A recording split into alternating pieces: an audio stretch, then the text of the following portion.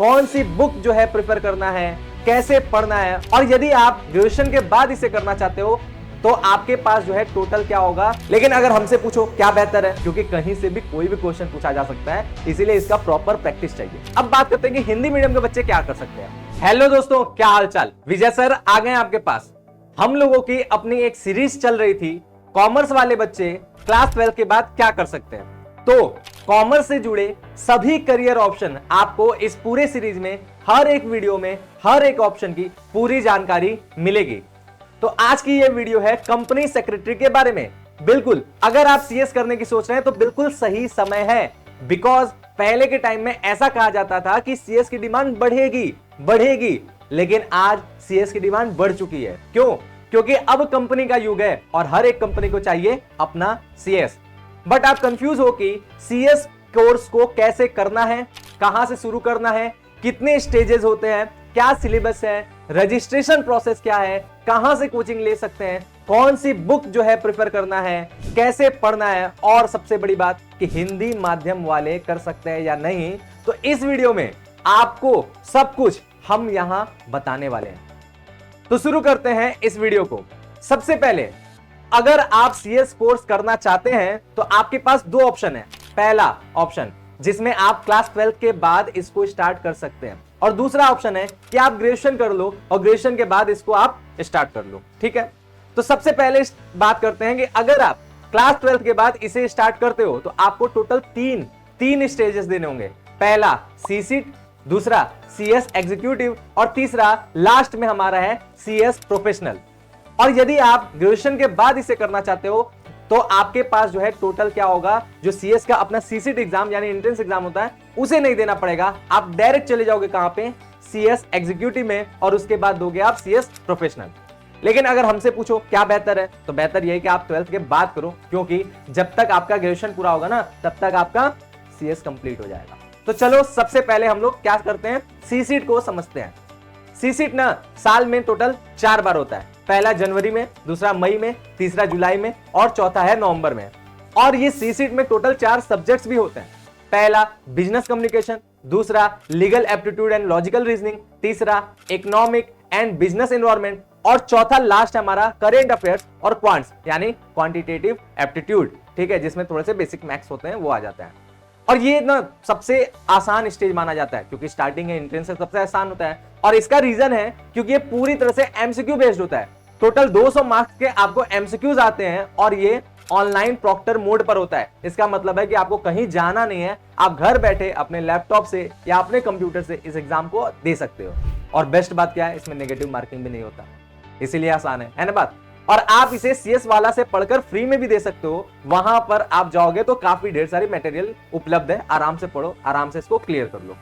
ठीक है, अब मान लेते हैं कि आपने सीसीट क्लियर कर लिया, तो फिर आपके पास दो ऑप्शन दोबारा आ जाते हैं। वो दो ऑप्शन क्या है, ये है कि आपका जो सीएस एग्जीक्यूटिव होता है इसके बाद वो आप दिसंबर में देना चाहते हो कि जून में देना चाहते हो, यानी सीएस एग्जीक्यूटिव 2 बार होता है साल में। ठीक है, अगर मेरा मानो तो सीसीट के बाद सीएस एग्जीक्यूटिव देते समय कम से कम 1 साल का गैप रखो। क्यों? क्योंकि इससे आपको पढ़ने के लिए अच्छा टाइम मिल जाता है। ठीक है, और साथ ही साथ आप सीएस एग्जीक्यूटिव को 2 ग्रुप में बांटकर भी दे सकते हो, जिससे आपको पढ़ने में हेल्प मिल जाएगा। अच्छा, ये बात बताना भी बहुत जरूरी है कि सीसीट ना 1 ईयर तक वैलिड होता है। इसका मतलब है कि सीसीट आपका क्लियर हो जाता है तो आप 1 साल के अंदर आपको सीएस एग्जीक्यूटिव करना ही होगा, वरना आपको सीसीट दोबारा से क्लियर करना पड़ेगा। ठीक है, अब सीएस एग्जीक्यूटिव ये इसका सबसे हार्ड स्टेज माना जाता है, क्योंकि इसमें जो सब्जेक्ट्स होते हैं वो बहुत ही डिटेल में होते हैं, और साथ ही साथ इसमें टोटल 7 सब्जेक्ट होते हैं, और सातों के सातों पेपर आपको लिखने पड़ेंगे, एमसीक्यू नहीं होने वाला है। अगर आप पहले सिलेबस की बात करते हैं ना, तो पहले इसमें थोड़ा सा एमसीक्यूज भी होता था, जैसे 3 पेपर एमसीक्यूज में होते थे, बट अभी ऐसा बिल्कुल नहीं है। और इसमें टोटल पेपर 100 मार्क्स का होता है, और 100 मार्क्स में जो 20 मार्क्स होता है ना वो ऑब्जेक्टिव बेस होता है, यानी उसमें से एमसीक्यूज आते हैं। लेकिन कैसे एमसीक्यूज आते हैं, पैसेज पूछता है और उसी में से एमसीक्यूज देने पड़ते हैं। ठीक है, बात समझे। और हाँ, सीएस एग्जीक्यूटिव अगर आप जो है ना 2 ग्रुप में करते हो, यानी अलग अलग करके आप एक ग्रुप में बना के 2 ग्रुप में बांट के करते हो, तो याद रखना आपको ऑल इंडिया रैंकिंग नहीं मिलेगा, जैसे सीए में भी होता था। ठीक है, अगर ऑल इंडिया रैंकिंग चाहिए तो दोनों ग्रुप एक साथ देना पड़ेगा। सीएस एग्जीक्यूटिव अगर आपको पास करने हैं तो ओवरऑल आपके पास जो है 50% का मार्क्स होने चाहिए, यानी टोटल 700 पेपर 7 सब्जेक्ट, तो उसमें से आपको 350 आने चाहिए। और हर सब्जेक्ट में भी मिनिमम 40 मार्क्स भी लाने पड़ेंगे, यानी सेम टू सेम सीए की तरह ही इसमें भी रूल्स रेगुलेशन है पासिंग के लिए। अब जैसे ही आप इसे भी क्लियर कर लोगे तो आप आ जाओगे कहां पर, सीएस प्रोफेशनल के लिए, यानी सबसे लास्ट स्टेज। इसमें भी आपको टोटल 7 सब्जेक्ट्स मिलेंगे और यहां पर 2 ऑप्शनल सब्जेक्ट भी होते हैं। ये भी 2 ग्रुप में बटा होता है। पहले में 4 सब्जेक्ट्स होते हैं जिसमें 1 ऑप्शनल होता है, और दूसरे में 3 सब्जेक्ट्स होते हैं, यहां भी 1 ऑप्शनल होता है। टोटल 2 ऑप्शनल होते हैं। और ऑप्शनल पेपर का मतलब होता है ओपन बुक पेपर, ठीक है। मतलब आपको एग्जाम में जाना है बट आप अपने साथ बुक ले जा सकते हो एंड वहां देख करके किताबों को आप क्वेश्चन अटेम्प्ट कर सकते हो। सुनने में बड़ी इजी लग रहा है ना, रियल में ऐसा होता नहीं है, क्योंकि कहीं से भी कोई भी क्वेश्चन पूछा जा सकता है, इसीलिए इसका प्रॉपर प्रैक्टिस चाहिए, तो हो भी जाएगा। इसमें भी सेम एग्जीक्यूटिव जैसा ही टोटल 50% ओवरऑल मार्क्स चाहिए और 40 जो है मार्क्स हर एक सब्जेक्ट में चाहिए, सेम टू सेम रूल से होता है। और जब ये तीनों स्टेज क्लियर हो जाएंगे ना, तब भी आप अपने नाम के साथ सीएस नहीं लगा पाओगे, क्योंकि इसके लिए आपको ट्रेनिंग भी करना पड़ेगा। ये एक प्रोफेशनल कोर्स है। तो चलो अब हम ट्रेनिंग के बारे में बात करते हैं। जैसे ही आप सीसीट क्लियर कर लेते हो तो उसके बाद आपको सीएस एग्जीक्यूटिव में रजिस्ट्रेशन करना है। रजिस्ट्रेशन के 30 दिन के अंदर आपको एक शॉर्ट टर्म ट्रेनिंग करनी होती है, जिसे कहते हैं टीडीओपी।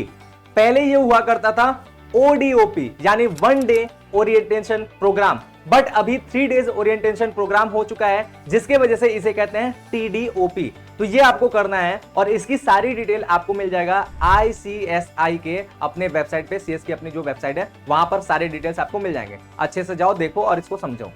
इसके बाद आप सीएस एग्जीक्यूटिव देते हो और सीएस एग्जीक्यूटिव क्लियर करने के बाद आपको करनी पड़ती है 30 डेज की एग्जीक्यूटिव डेवलपमेंट प्रोग्राम, यानी इसे कहते हैं ईडीपी। और 30 डेज की ईडीपी में 15 डेज जो होगा वो आपका ऑनलाइन होगा और बाकी 15 दिन आपका क्या होगा, ऑफलाइन होगा। मतलब वहां जाकर के आपको अटेम्प्ट करना पड़ेगा। और जैसे ही ईडीपी कंप्लीट हो जाएगा तो इसके बाद आपको मिलता है एक ऑप्शन मिलता है, जिसमें आप 21 मंथ का लॉन्ग टर्म प्रैक्टिकल ट्रेनिंग भी करते हो, ठीक है। जो 21 मंथ का ये लॉन्ग टर्म प्रैक्टिकल ट्रेनिंग होगा वो आप एग्जीक्यूटिव क्लियर करने के बाद भी कर सकते हो या प्रोफेशनल क्लियर करने के बाद भी कर सकते हो, जैसा भी आपको मन। जैसे ही आपका ये 21 मंथ का अपना ये प्रैक्टिकल ट्रेनिंग खत्म हो जाता है तो आप प्रोफेशनल एग्जाम्स क्लियर हो जाता है, तो इसके बाद आपको करना पड़ता है CLDP। और CLDP भी आपको 30 दिन का होता है, जिसमें से 15 दिन ऑनलाइन होगा और 15 दिन आपका रेसिडेंशियल ट्रेनिंग होता है। मतलब आपको वहां जाकर के रहना पड़ेगा और ये सब आपको वहां पर खत्म करना पड़ेगा। इसके बाद होगा आपका कन्वोकेशन और फिर आपको मिल जाएगा CS मेंबरशिप नंबर, जिसके लिए आप पूरा मेहनत कर रहे हो। एंड उसके बाद ही आप अपने नाम के आगे CS लगा सकते हो और अपना मेंबरशिप नंबर लेकर के उसे यूज कर सकते करके आप CS को प्रैक्टिस कर सकते हो। तो ये तो रह गया सारा CS की बात। अब बात करते हैं कि हिंदी मीडियम के बच्चे क्या कर सकते हैं। तो देखो यहां भी CA जैसा ही समझना पड़ेगा कि इंग्लिश CS में भी कंपलसरी है, क्योंकि बड़ी बड़ी कंपनियों में आपको काम करना है और बड़ी बड़ी कंपनियों का जो एनवायरनमेंट होता है वो पूरी तरह से इंग्लिश का ही होता है, इंग्लिश का ही एनवायरनमेंट होता है, वहां पे इंग्लिश एकदम कंपलसरी होता है। और CS में जो है ना, लॉज आपको पढ़ने पड़ेंगे और लॉज में होता है केस स्टडी, और केस स्टडी के लिए भी इंग्लिश चाहिए। इसी वजह से आपको अपने ग्रामर पे और वोकैब पे बहुत मेहनत करके इन सब चीज को तैयार करना पड़ेगा। हालांकि CS में आपको समझना है कि पेपर हिंदी और इंग्लिश दोनों मीडियम में आप दे सकते हो। ऑप्शन होता है हिंदी इंग्लिश चूज करने का। हिंदी चूज करते हो तो हिंदी में देने पड़ेंगे, इंग्लिश चूज करते हो तो इंग्लिश में देने पड़ेंगे। मतलब ग्रुप वाइज आप पेपर वाइज जो है चेंज नहीं कर सकते हो, ग्रुप वाइज चेंज कर सकते हो। जैसे पहला ग्रुप हिंदी में दिया, दूसरा ग्रुप इंग्लिश में दे सकते हो, या पूरा का पूरा स्टेज आप हिंदी में दे सकते हो या पूरा का पूरा स्टेज आप इंग्लिश में दे सकते हो, लेकिन ग्रुप वाइज चेंज नहीं कर सकते हो। बात समझ में आ रहा है? तो ये हिंदी के बारे में बात हो गया। अगर आप हिंदी मीडियम वाले हो तो इस तरह से दे सकते हो, लेकिन मेरा मानना कि अगर आप 12th के बाद CS करना चाहते हो तो अभी से ही इंग्लिश पे कमांड बढ़ा लो, इंग्लिश का प्रैक्टिस करना स्टार्ट कर दोगे, ग्रामर और वोकैब पे बहुत मेहनत करो और धीरे धीरे इंग्लिश बोलना सीखो, क्योंकि काम तो भैया बड़ी बड़ी कंपनियों में करना है, तो इंग्लिश तो आना ही चाहिए। ठीक है बात। दूसरी बात क्या करते हैं? दूसरी बात तो ये तो हमने आपको पूरा का पूरा CS का ब्यौरा बता दिया और सबको CS के बारे में सारी बातें समझ में आई गया होगा। अब आगे की अगर हम लोग बात करें कि आगे आपको किस कोर्स के बारे में पूरा डिटेल चाहिए, इसके लिए आप जो है कमेंट बॉक्स में फटाफट कमेंट करना डाल दो और CS को लेकर के अगर दिमाग में कोई और भी डाउट रह गया, कुछ और बातें रह गया, तो जरूर कमेंट करके पूछो, उसका भी रिप्लाई जरूर दिया जाएगा। तो मिलते हैं हम लोग नेक्स्ट वीडियो में, तब तक के लिए थैंक यू, बाय, जय हिंद।